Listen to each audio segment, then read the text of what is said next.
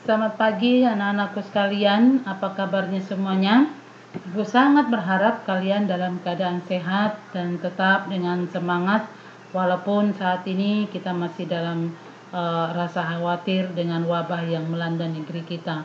Namun kita percaya, kita terus berdoa supaya bangsa dan negara kita cepat pulih dari wabah yang saat ini melanda negara kita bahkan dunia.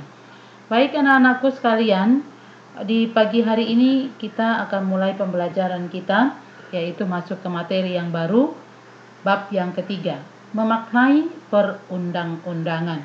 Bab yang ketiga ini kita belajar tentang perundang-undangan. Terus apa sih tujuan kita belajar tentang perundang-undangan ini? Ada beberapa hal tujuan yang perlu kita pahami. Yang pertama adalah kamu mampu diharapkan mengidentifikasi tata urutan perundang-undangan di negara kita. Yang kedua, kamu juga sangat diharapkan dapat mendeskripsikan bagaimana proses pembuatan perundang-undangan itu sendiri. Dan yang ketiga, undang-undang itu ketika dibuat, kamu juga sangat diharapkan untuk bisa mentaati peraturan-peraturan perundang-undangan kita. Itu adalah tujuan dari pembelajaran kita di pagi hari ini tentang perundang-undangan.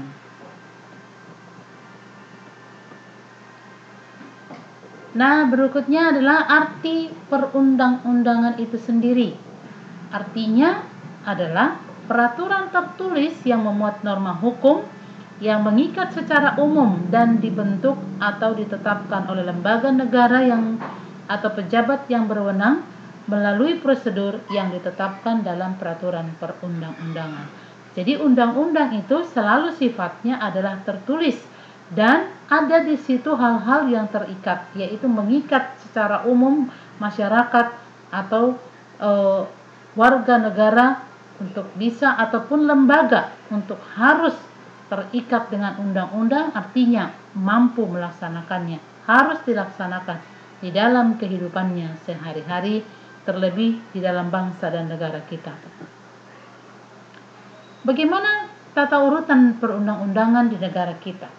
Yang pertama, Undang-Undang Dasar Negara Republik Indonesia itu adalah merupakan undang-undang tertinggi. Dan yang kedua adalah TAP MPR, yang ketiga adalah Undang-Undang dan Perpu, keempat PP Peraturan atau Peraturan Pemerintah, yang kelima Peraturan Presiden, keenam Perda Provinsi, dan yang terakhir Perda Kabupaten atau Kota. Ini adalah tata urutan perundang-undangan di negara kita. Yang berikutnya adalah ajas-ajas di dalam peraturan perundang-undangan itu ada yang harus dilaksanakan, yaitu satu, jelas tujuannya. Jadi ketika undang-undang itu dibuat, harus ada kejelasan daripada undang-undang itu sendiri, buat apa, untuk apa gitu. Dan yang kedua, kelembagaan atau organ pembentuk yang tepat. Artinya, siapapun yang membuat perundang-undangan itu adalah harus jelas. Harus jelas organisasinya, harus jelas kelembagaannya. Yang ketiga, kesesuaian antara jenis, hierarki, dan materi muatan. Jadi harus saling mendukung satu dengan yang lain. Yang keempat, dapat dilaksanakan. Jadi kalau dibuat undang-undang, kalau cuma dibuat tidak bisa dilaksanakan di negara kita, tidak cocok dengan negara kita, ya nggak bisa. Harus sesuai, harus bisa dilaksanakan. Yang kelima, kebudayaan dan keberhasilgunaannya. Artinya diharapkan undang-undang itu ketika dibuat harus berguna di dalam masyarakat dan bangsa kita.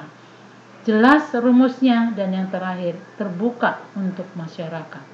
Itu adalah ajas dalam peraturan perundang-undangan kita. Nah, bagaimana cara proses pembuatannya? Di dalam pembuatan proses undang-undang sendiri ada beberapa tahap. Yang pertama adalah tahap persiapannya. Jadi ada dulu rapat-rapat dan lain segala macamnya dibicarakan dulu, baru ada tahap pembahasan. Pembahasan ini sudah mulai dibawa ke anggota Majelis Permusyawaratan Rakyat kita, baru tahap pengesahannya pun nanti oleh MPR dan juga Presiden. Dan yang terakhir baru nanti diundangkan oleh Sekretaris Negara. Itulah tahapan-tahapan proses pembuatan di dalam perundang-undangan nasional kita. Bagaimana tata cara perubahan undang-undang dasar negara kita? Itu tegas dibuat di dalam pasal 37 Undang-Undang Dasar 1945, yaitu yang pertama, diusulkan perubahan pasal-pasal sekurang-kurangnya 1/3 dari anggota MPR. Jadi sepertiga dari anggota MPR itu ingin melakukan perubahan atau menambah pasal-pasal. Yang kedua, dalam sidang MPR dalam perubahan pasal itu harus dihadiri 2/3 dari anggota MPR. Dan yang ketiga, ketika mau memutuskan daripada undang-undang itu sendiri, harus hadir anggota MPR-nya 50% plus 1. Dan yang keempat, khusus mengenai Negara Kesatuan Republik Indonesia ini tidak boleh dilakukan perubahan. Jadi negara kita ini sudah harga mati, NKRI buat kita semua.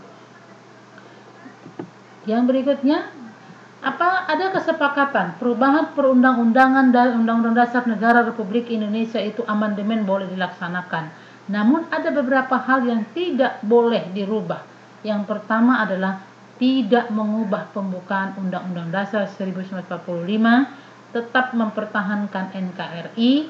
Ketiga, mempertegas sistem pemerintahan presidensial.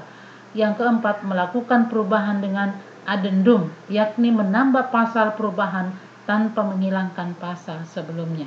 Jadi di dalam perubahan Undang-Undang Dasar Negara Republik Indonesia itu ada sangat tegas dikatakan bahwa tidak boleh mengubah pembukaan, tetap mempertahankan NKRI, terus sistem pemerintahan kita presidensial, dan juga selalu bahwa tidak boleh mengurangi pasal namun menambah pasal boleh. Itulah amandemen yang saat ini boleh dilaksanakan di bangsa dan negara kita. Anak-anakku, itulah materi kita yang Ibu sampaikan hari ini tentang bagaimana proses perundang-undangan itu, apa perundang-undangan itu, dan untuk apa. Setelah Ibu jelaskan materi tersebut, maka Ibu kasih tugas buat kamu kerjakan di rumah, dan nanti setelah selesai boleh dikirim melalui WA Group PKN kelas 8. Demikian pembahasan kita pada pagi hari ini. Kiranya kalian boleh memahami dan mengerti, dan saya percaya kita tetap berbawa dalam doa bangsa kita ini supaya tetap bisa mempertahankan, bisa mampu melewati ujian yang sangat berat ini. Sampai ketemu lagi minggu depan. Selamat pagi semuanya.